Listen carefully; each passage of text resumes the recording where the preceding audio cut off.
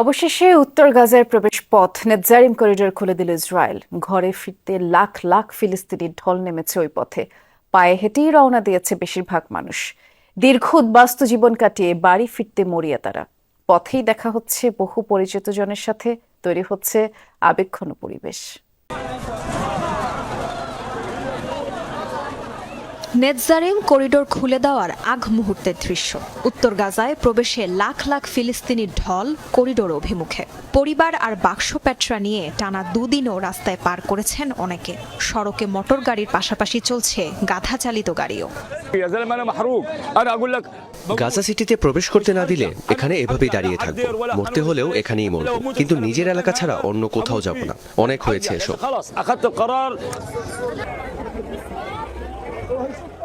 নিজ এলাকা থেকে বিতাড়িত হয়ে টানা 15 মাস গাজায় বিভিন্ন জায়গায় ছড়িয়ে ছিটিয়েছিলেন উত্তর গাজার বাসিন্দারা। দীর্ঘদিন যোগাযোগ নেই পরিবার, বন্ধু বান্ধবের সাথে। রাস্তায় পরিচিত জনদের সাথে হঠাৎ দেখা হয় আপ্লুত ফিলিস্তিনিরা।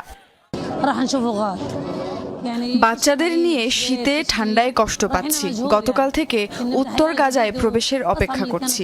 জানি না ওই ইহুদিরা যেতে দেবে কিনা, তবে ঘরে ফেরা ছাড়া আর কিছুই চাই না।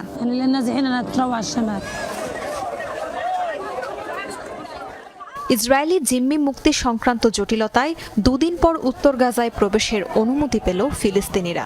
ধীরে ধীরে নেতজারিম করিডোর সহ সেনা সরিয়ে নেওয়া হচ্ছে গাজার অন্যান্য স্থান থেকে। গত 15 মাসে গাজার উত্তরাঞ্চল থেকে বাস্তুচ্যুত হয়েছেন 6,50,000 ফিলিস্তিনি।